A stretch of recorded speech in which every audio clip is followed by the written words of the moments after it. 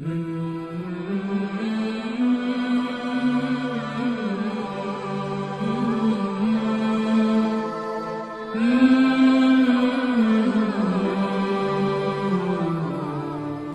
वालेकुम प्यारे दोस्तों, दास्तान मोमिन में आपका खैर मकदम करते हैं। आपके सामने पेश कर रहे हैं सही बुखारी की हदीस नंबर 31।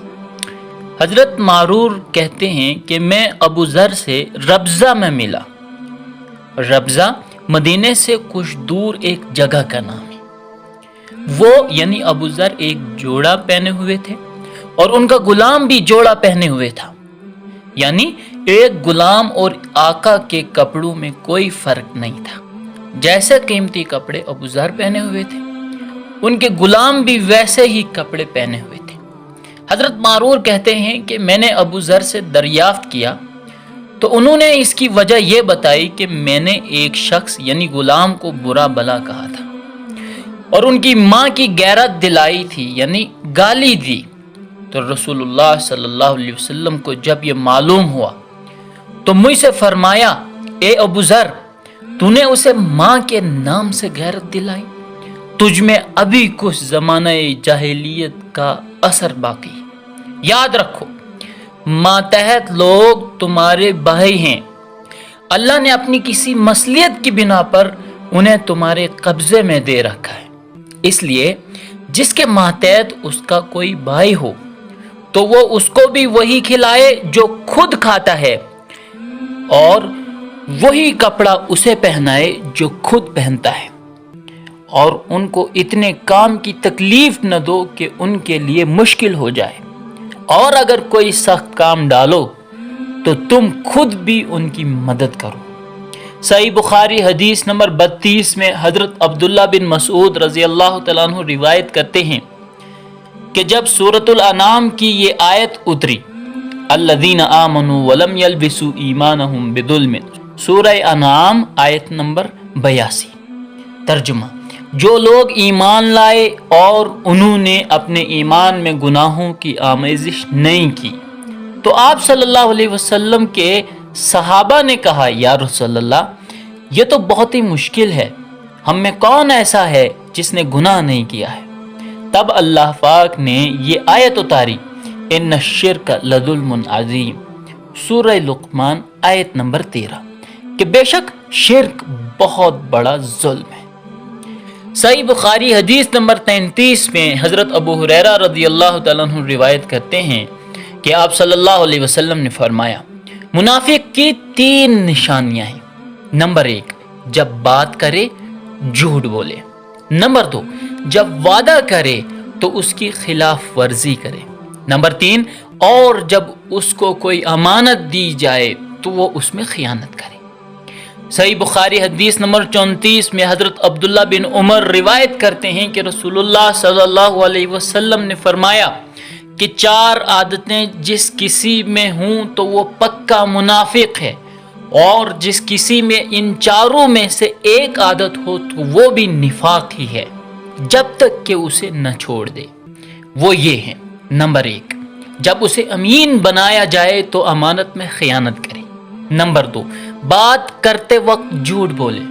नंबर 3, जब किसी से अहद करे तो उसे पूरा न करे। नंबर 4, और जब किसी से लड़े तो गालियों पर उतर आए। सही बुखारी हदीस नंबर 35 में हजरत अबू हुरैरा रज़ी अल्लाह तआला अन्हु रिवायत करते हैं कि रसूल पाक सल्लल्लाहु अलैहि वसल्लम ने फरमाया, जो शख्स शब कद्र ईमान के साथ महज सवाब आखिरत के लिए जिक्र व इबादत में गुजारे, उसके गुज़श्ता गुनाह बख्श दिए जाते हैं। सही बुखारी हदीस नंबर 36 में हजरत अबू हुरैरा रज़ी अल्लाह तआला अन्हु रसूल पाक सल्लल्लाहु अलैहि वसल्लम से नकल करते हैं, आप सल्लल्लाहु अलैहि वसल्लम ने फरमाया कि जो शख्स अल्लाह की राह में जिहाद के लिए निकला, अल्लाह उसका जामिन हो गया। अल्लाह ताला फरमाता है कि उसको मेरी ज़ात पर यकीन और मेरे पैगंबरों की तस्दीक ने इस सरफरोशी के लिए घर से निकाला है। मैं इस बात का जामिन हूँ कि या तो उसको वापस घर पहुँचा दूँ सवाब और माल गनीमत के साथ, या शहीद होने के बाद जन्नत में दाखिल कर दूँ। रसूलुल्लाह सल्लल्लाहु अलैहि वसल्लम ने फरमाया, اور اگر میں اپنی امت پر اس کام کو دشوار نہ سمجھتا تو لشکر کا ساتھ نہ چھوڑتا، اور میری خواہش ہے کہ اللہ کی راہ میں مارا جاؤں، پھر زندہ کیا جاؤں، پھر مارا جاؤں، پھر زندہ کیا جاؤں، پھر مارا جاؤں۔ صحیح بخاری حدیث نمبر 37 میں حضرت ابو ہریرہ رضی اللہ تعالیٰ عنہ روایت کرتے ہیں کہ نبی کریم صلی اللہ علیہ وسلم نے فرمایا، جو کوئی رمضان میں راتوں کو ایمان کے ساتھ اور ثواب کے لیے عبادت کرے اس کے اگلے گناہ بخش دیے جاتے ہیں۔ صحیح بخاری حدیث نمبر 38 میں حضرت ابو ہریرہ رضی اللہ تعالیٰ عنہ روایت کرتے ہیں کہ نبی کریم صلی اللہ علیہ وسلم نے فرمایا، جس شخص نے رمضان کے روزے ایمان اور خالص نیت کے ساتھ رکھے اس کے پچھلے گناہ بخش دیے گئے۔ صحیح بخاری حدیث نمبر 39 میں حضرت ابو ہریرہ رضی اللہ تعالیٰ عنہ روایت کرتے ہیں کہ نبی کریم صلی اللہ علیہ وسلم نے فرمایا، بے شک دین آسان ہے، اور جو شخص دین میں شدت اختیار کرے گا تو دین اس پر غالب آ جائے گا۔ یہاں دین میں شدت سے مراد عبادت میں غلو اور سختی سے کام لینا ہے۔ مثلا کسی شخص کو ایسا زخم ہو جس پر شریعت نے تیمم کرنے کی اجازت دی ہے، اس کے باوجود وہ پانی کا استعمال کرتا ہے۔ اس لیے حدیث میں فرمایا گیا کہ اپنے عمل میں پختگی اختیار کرو اور جہاں تک ممکن ہو میانہ روی برتو، اور خوش ہو جاؤ کہ اس طرز عمل سے تم کو دونوں جہاں کے فوائد حاصل ہوں گے، اور صبح، دوپہر، شام اور کسی قدر رات میں عبادت سے مدد حاصل کرو۔ یہاں 5 وقت کی نماز بھی مراد ہو سکتی ہے کہ پابندی سے ادا کرو۔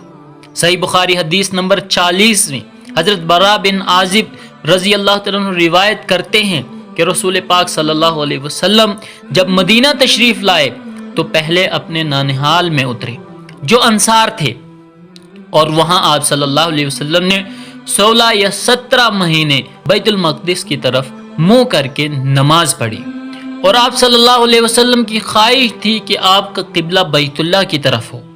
جب بیت اللہ کی طرف نماز پڑھنے کا حکم ہو گیا، سب سے پہلی نماز جو آپ صلی اللہ علیہ وسلم نے بیت اللہ کی طرف پڑھی عصر کی نماز تھی۔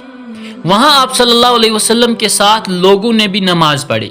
پھر آپ کے ساتھ نماز پڑھنے والوں میں سے ایک آدمی وہاں سے نکلا اور اس کا گزر مسجد بنی حارثہ سے ہوا تو وہ لوگ رکوع میں تھے۔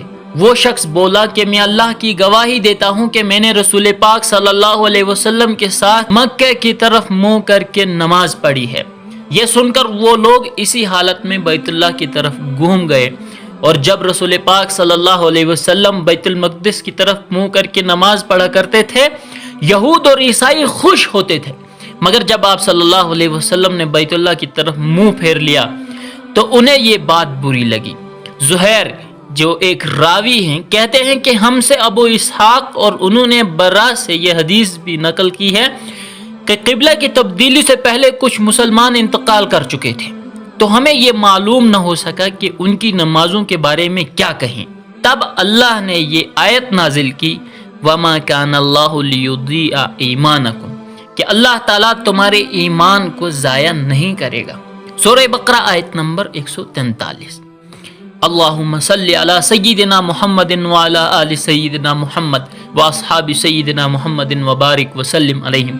جزا اللہ عنا محمدا صلی اللہ علیہ وسلم بما ہوا اہلہ۔